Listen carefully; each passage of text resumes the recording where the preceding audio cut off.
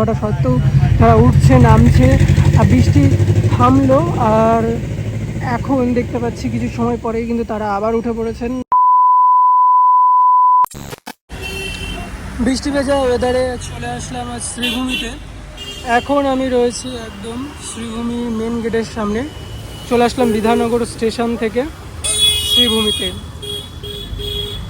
তো চলো এখন এই মেন গেট ধরে, দেখতে পাচ্ছি এখানে এখনও বাঁশ ফেলছে, আর যে গেটগুলো হয় বাঁশের তৈরি, সেই গেটগুলোর জন্য যে বাঁশ, সেই বাঁশ কিন্তু রাস্তার ওপারে ফেলছে, ফেলার কাজ চলছে, দেখতেই পাচ্ছেন আপনারা।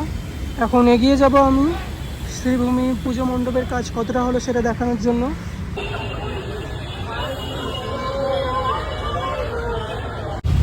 এই সেই রাস্তা, যে রাস্তা কিন্তু পুজোর সময় বেশ সুন্দরভাবে সেজে ওঠে আলোকসজ্জায়।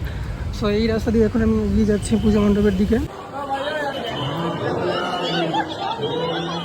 রাধে রাধে এভরিওয়ান, আজ চলে আসলাম শ্রীভূমি স্পোর্টিং ক্লাবের পুজোর থিম দেখাতে। মহালয়ার আর মাত্র কিন্তু রয়েছে 40 দিন, আর ইতিমধ্যে রয়েছে শ্রীভূমি পুজো মণ্ডপের সামনে। কলকাতায় সবচেয়ে বড় পুজো মণ্ডপগুলোর নাম মাথায় আসতে সবার প্রথমে যে নামটা মাথায় আসে সেটি হলো কলকাতার শ্রীভূমি স্পোর্টিং ক্লাব। হ্যাঁ বন্ধুরা, আজ আমি চলে আসলাম শ্রীভূমি স্পোর্টিং ক্লাবে। এখানকার পুজো মণ্ডপের কাজ কতটা কি হয়েছে সেটার আপডেট তুলে ধরার জন্য, আর সঙ্গে থাকুন, আশা করি বেশ ভালো লাগবে। দেখতেই পাচ্ছেন এই সেই পুজো মণ্ডপ, যেটা কিন্তু বাঁশের কাজ প্রায় অর্ধেক হয়ে এসেছে। এবছরে পুজোর থিম রয়েছে নিউ জার্সির রবিন্সভিলে অবস্থিত BAPS স্বামী নারায়ণ অক্ষরধাম মন্দির। পুজো মণ্ডপের দুধার দিয়ে প্রচুর বাঁশ ছড়িয়ে ছিটিয়ে রয়েছে। তার কারণ বুঝতেই পারছেন, যেহেতু এখনও বাঁশের কাজ কিন্তু উপরের যে চোড়ার স্ট্রাকচার, সে স্ট্রাকচারটা কিন্তু এখনও বাকি রয়েছে। এই যে দাদারা কিন্তু এই উচ্চতায় উঠে কিন্তু বৃষ্টি ভেজা এই ওয়েদার, যে বারবার কাজে ব্যাঘাত ঘটা সত্ত্বেও তারা উঠছে নামছে। আর বৃষ্টি থামলো, আর এখন দেখতে পাচ্ছি কিছু সময় পরেই কিন্তু তারা আবার উঠে পড়েছেন এই পুজো মণ্ডপের চূড়ার ওপর, যেখানে উঠে কিন্তু তারা একের পর এক, দেখতে পাচ্ছেন যে দড়িগুলো রয়েছে, সেই দড়ি বাঁশের মাধ্যম দিয়ে যে স্ট্রাকচার, মন্দিরের স্ট্রাকচার, সেই কাজ কিন্তু তারা ইতিমধ্যে চালু করে দিয়েছেন। বৃষ্টি চালু হলেই আবার তারা কিন্তু নেমে যাচ্ছেন এভাবেই। 53 বছর বর্ষে এবছরের শ্রীভূমিতে 29শে জুন যে খুঁটি পুজো হয়েছিল, সেই খুঁটি পুজো কিন্তু এই জায়গাটা করেই হয়েছিল। দেখতেই পাচ্ছেন তার যে খুঁটি, সেটা কিন্তু রয়েছে বাঁশের যে স্ট্রাকচারের কাজ, দেখতেই পাচ্ছেন এই যে এরকমভাবে তৈরি হয়েছে।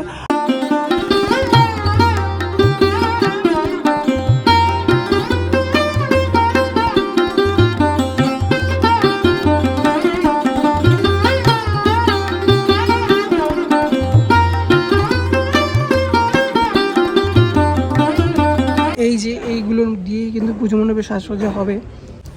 এই মুহূর্তে রয়েছে একদম মেন পুজো মণ্ডপের মধ্যে। ভেতরটা দেখতে পাচ্ছেন যে এখানে এখনও সাজসজ্জার কাজ চালু হয়নি বললেই চলে, তবে কিন্তু এদের কাজগুলো কিন্তু ওয়ার্কশপে চলছে।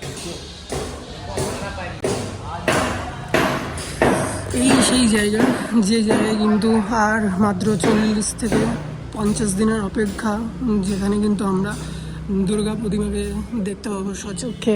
এক ঝলকে একবার দেখে নেওয়া যাক পুজো মণ্ডপের মধ্যেটা।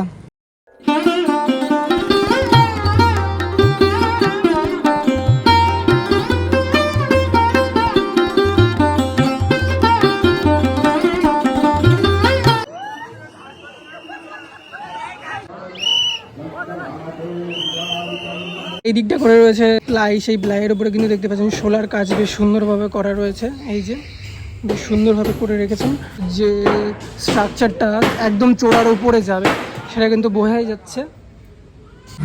বাইরের এই জায়গাটাও কিন্তু সম্পূর্ণটাই হবে হোয়াইট কালারের ওপর, আর যেটা দেখালাম আমি ভেতরে যে সোলার কাজ, যে স্ট্রাকচার, তার চোড়াটা, সেটাও কিন্তু হোয়াইট কালারই হয়েছে। আর আলোক চমক থাকছে কিন্তু বেশ সুন্দরভাবে। পুজো মণ্ডপে যে বাঁশের কাজ করছেন যে সমস্ত কর্মকর্তারা রয়েছেন, তাদের মুখ থেকে যেটা জানতে পারলাম, এই বছরও কিন্তু সেই মহালয়ের দিনই পুজো উদ্বোধন হবে, তবে আর কয়েকটা দিনের অপেক্ষা। এই হচ্ছে পুজো মণ্ডপের প্রবেশ পথ। আর আপনারা জানেন যারা পুজো মণ্ডপে আসেন প্রত্যেক বছর পুজো দেখতে, এই হচ্ছে সেই এক্সিট পথ, যে পথ দিয়ে কিন্তু বেরিয়ে যায় পথ থেকে। আর এখন আমিও বেরিয়ে যাবো এই দিক দিয়ে।